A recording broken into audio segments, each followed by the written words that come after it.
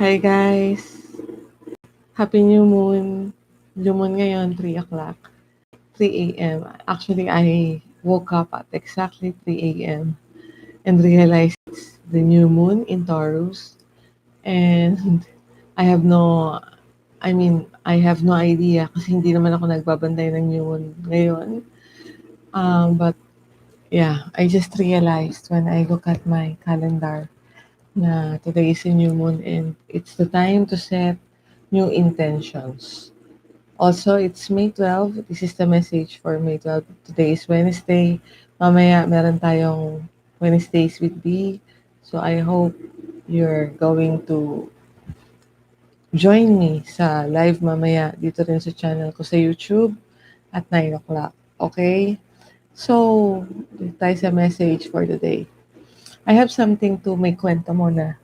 Yesterday, when I did the message, it was about red flag. I did it before 12 midnight kasi I have plans kahapon na lumabas with a friend. Um, when I read, even in my personal readings, when I read, my prayer is always to block my energies and my biases. Ayokong mag-leak ang energy and biases ko when it comes to my reading, especially pagdating sa collective. So when I did that, I can actually preach about the topic of red flags because I've been there. So yesterday, I was confronted by the fact that that message, not all of it, but some of it, meron ding application in my life. I was um, confronted.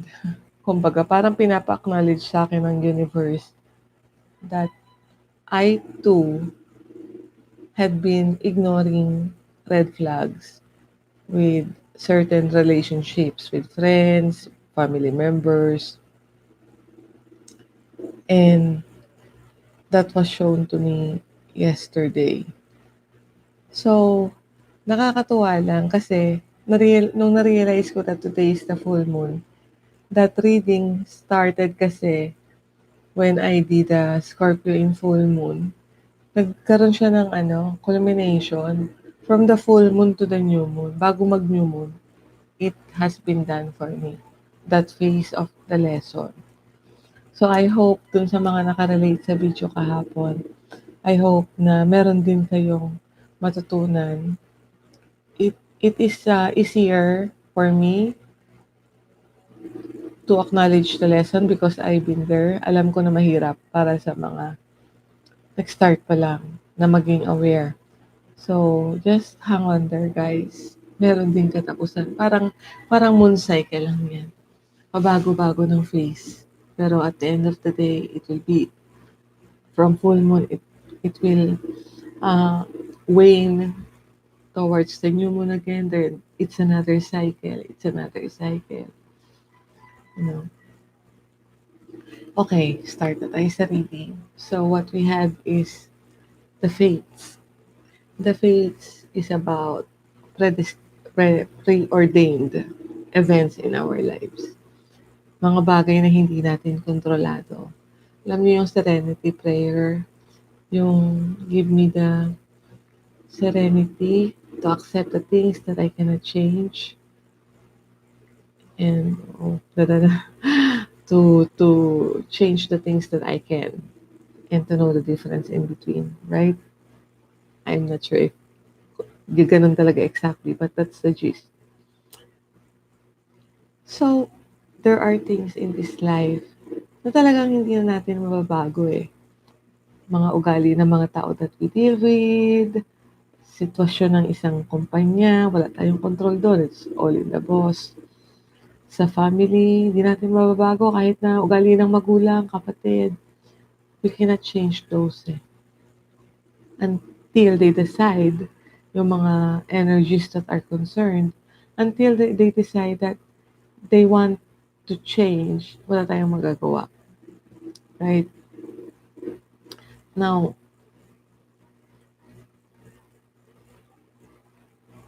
dun lang tayo sa meron tayong control.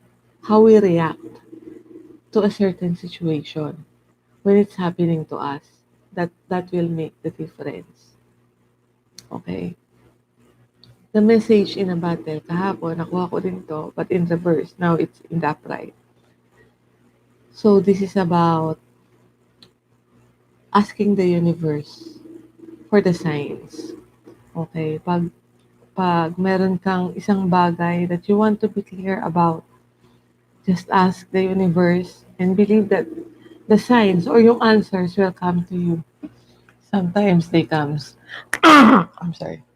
Sometimes they come in the form of dreams, in the form of number synchronicities, in the form, yung mga bagay na hindi natin madalas nakikita. Like, there was one time when I asked for a sign. I asked for a butterfly actually. But ang pinadala sa akin is dragonfly. Pero yung dragonfly, yung kututubing kalabaw, yung malalaki. So, it was a sign but of a different message. Nandito lang siya sa harap ng table ko. And hindi siya umaalis. Nakabantay lang siya doon. It was a sign, pinadala, but it's of a different message. So, para sa akin, I asked for a butterfly and ang ipinadala is dragonfly. Parang when I research sa quality, sa characteristic ng dragonfly, it can see 360 degrees yung mata niya.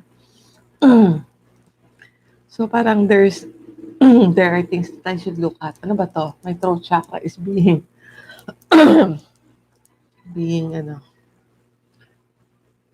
activated or whatever.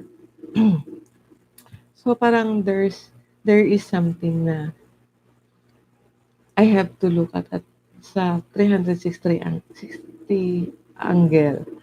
Okay. And I get that from pag naging pag naging anong tawag dito? Yung nasanay ka sa language ng signs and synchronicities and omen, it is easy to understand na eh.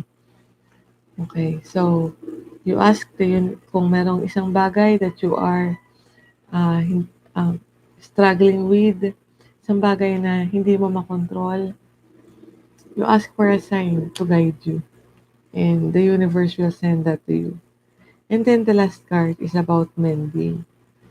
So it's about forgiveness, mending of a situation, maybe reconciliation. It depends on bawat bawat bawat situation. It's about healing, whether the situation itself or healing within you. Okay? So right now that is the message. From the things that you cannot control, kung hindi ka sure, you ask for a sign and the universe will send that to you, and then it's time for mending, healing, forgiveness. If not for others, at least yung sarili mo. For myself, I have a hard time forgiving myself when it comes to, dapat natutunan ko na tong lesson na to, inulit ko na naman. Medyo hard ako sa sarili ko when it comes to that. And parang doon ako nag-negative self-talk na eto ka na naman, tanga ka na naman, nagtiwala ka na naman sa kaibigan, nagtiwala ka na naman sa kamag-anak, sa partner mo. Alam mo yun? Although I don't have a partner. But yeah, that is the point eh. Yung una dapat nating i-mend is the wounds from within. These fates, itong mga bagay na to na preordained or dumadating sa atin nang wala tayong control, these are meant to teach us something eh. May lesson tayo na dapat matutunan dito. And maybe Kaya siya paulit-ulit. Actually, hindi maybe. It is because. Kaya siya paulit-ulit. Dahil hindi natin natututunan yung lesson. We were given the signs, we ignored it. Then, balik dito, signs, balik dito, signs, balik dito. Until we learn how to mend. Okay? So, punta na tayo sa tarot. Ten of Pentacles. This is the future card. This is building something na stable. Building something na long term. Maybe commitment in a relationship, in a family, in a business, in your career. Something na practical. Something na tangible. Okay? So, this is the situation eh. You want this. Everybody wants this. This is my favorite card actually. More than the Ten of Cups. Mas prefer ko ang Ten of Pentacles because this is realistic eh. Hard work, but realistic. Sa Ten of Cups, medyo may fantasy pa na involve eh. It's all about emotions and happily ever after. In the Ten of Pentacles, bago ma-achieve itong situation na to or yung energy na to, there's a lot of hard work na kailangang ibigay. A lot of compromises, forgiveness. What we see is the picture perfect um, depiction of a family. Diba? It's picture perfect. But ang hindi natin nakikita sa card na to is the sacrifices behind why this was achieved. So,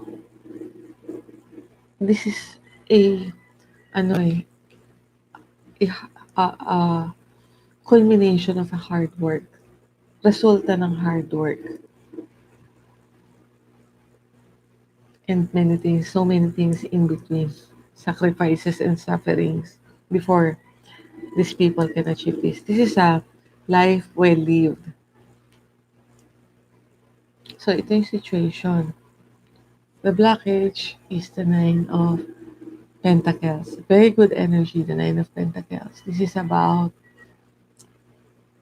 being independent, being stable on your own. But this being in the blockage, there are two messages here. It's either you are too independent that you feel like I don't need anybody else to make me happy or to, yeah, of course, happiness is within, right? You create that eh. Pero yung pakiramdam na parang sobrang confident ka na that kahit wala kayo sa buhay ko, okay lang ako. We are not islands. Yun nga yung dinidiscuss ko. There is codependency and there is interdependence. When we are codependent, umaasa tayo ng stability and happiness natin sa iba. When we are interdependent, these people na nasa buhay natin are just adding to the joy of life. Eh, nasa blockage siya. So it means merong need to question. Are you refusing help from other people? Are you refusing them to come in to your life? Dahil feeling mo okay ka lang kahit mag-isa ka. One other message here is that maybe, yun nga, parang kulang ka sa independence. And you feel like, kung wala ito, kung walang ibang tao sa buhay mo, hindi ka masaya. Okay? Hindi ka kompleto. And that in itself is a big blockage. Right? It's a big blockage to happiness, to mending and happiness. Kaya may need eh. May need for mending. That kung yun yung um, situation mo, there's a need to address that. Kasi Ang ironic because the advice is the Three of Pentacles. So whether you turn your back from, sorry, the Three of Swords, which is heartache and pains, maybe disappointments. It could be as simple as disappointments. Medyo ang sakit lang tingnan nung ano eh. Ang sakit tingnan nung card. But the thing here is, itong heart na to, pinapakita yung grief is nasa ilalim, yung heart is nasa ibabaw. Pinapakita that the grief is outside of ourselves.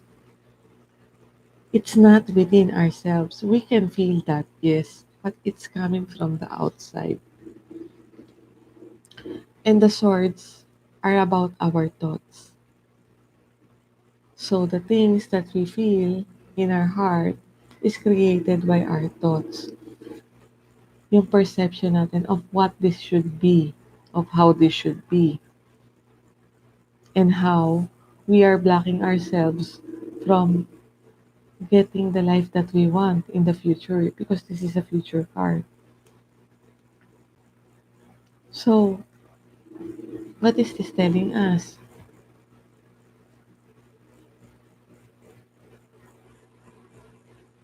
Whether we um, live on our own, yung sobrang independent is also a trauma response. Eh. It creates pains pa din and disappointments. Hindi ka free from pains and disappointments. Even if you say to yourself, like ako, I don't care about what other people says. Pero pag merong nag-trigger, I can still feel this energy eh.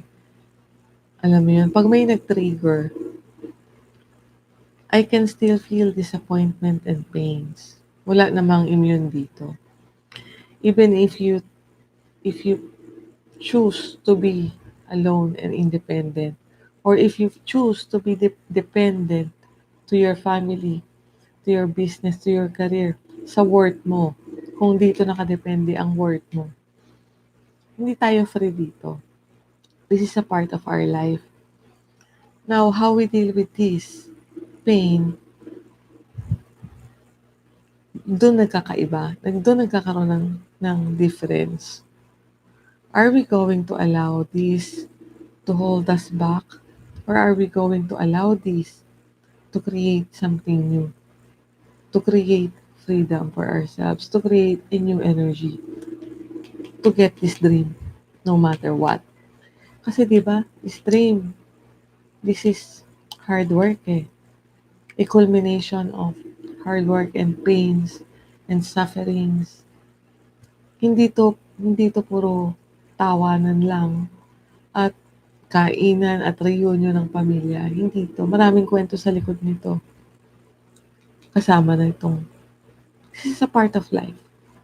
Relationships break, businesses fails, yung mga plans nag-fail. But it's a part of life. Fate, something you cannot control.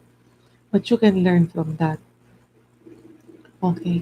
If we learn the medicine of the Three of Swords, if we learn how to handle these disappointments and pains and whatever energies that or lessons that this is teaching us, then we have this energy,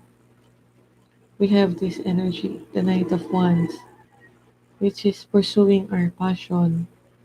Something na parang the Knight of Wands, although this is an energy na usually nagde-depict ng um, parang in and out energy, wishy-washy energy, labas-pasok sa buhay, but it's not always bad. It is those times that we feel free, okay? It is those times that we feel we are able to dance to the beat of our own drums. Kahit ano pa ang perception ng mundo. Kasi sa situation, like ngayon, COVID, are we not allowed to have fun and be happy just because may pandemic? Are we not allowed to eat good food dahil maraming nagugutom? Diba? This is the energy of freedom, of just living at the moment, of not caring kung ano mangyayari bukas. Because yung, di ba sasabi nga, the magic is in the moment. If you keep, is in the now. If you keep manifesting that energy of living your best in the now, then you are creating this energy in the future. It doesn't mean na hindi ka na magpaplano. Okay? It doesn't mean na hindi ka na magpaplano. But nandun yung nandun yung energy na, okay, I'm going to plan, I'm going to do my best. But, in case na merong ganito, I will know how to handle this. May pain, may disappointment, may failures. I will know how to handle this in this energy. This too shall pass. Ngayon lang tong araw na to. And I will create a happy energy, a free spirit energy that will create this again. That is how you mend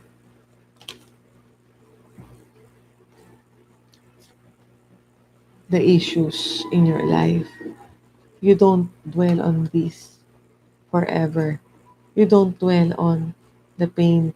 Parang sinasabi nga, di ba, when you touch, pag nagkasugat ka, tapos hinahawakan mo ng hinahawakan, hindi yan gagaling.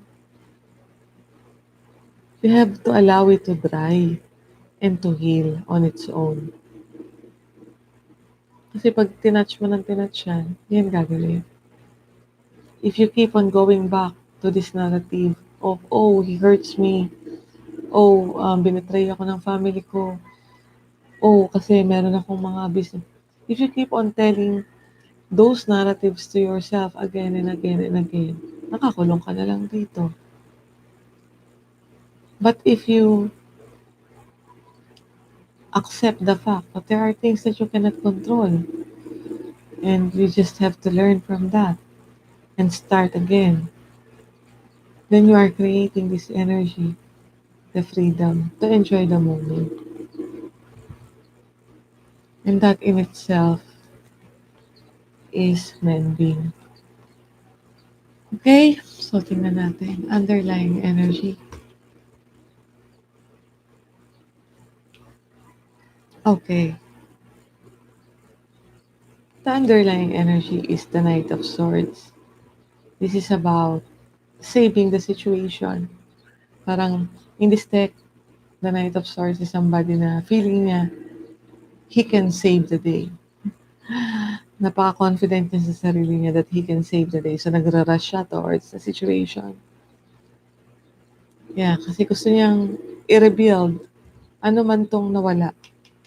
Okay? Ano man tong nawala, yung nag-cause ng pain, this night is trying to or wants to save the foundation na it's either to rebuild the foundation or to save the foundation from tearing apart. Iniiwasan yung tower moment, kumbaga. But be aware of this energy again. Walang masama dito. This is looking at the world from the eyes of a child, very naive, very trusting. Pero as an adult, let's be aware of the fantasies of those dreams. Doon tayo sa totoo. Doon tayo sa realistic. Maybe that is something that we also have to forgive sa sarili natin. Allowing ourselves to believe in the dreams that we know are not real or can never be real, like the pigs flying depicted in this card. Believing in Santa Claus, believing in the tooth fairy. You know, we have to forgive ourselves from that and mend from that. Okay, so I guess that's the message for today. Medyo mahaba ang daldal ko. Salamat.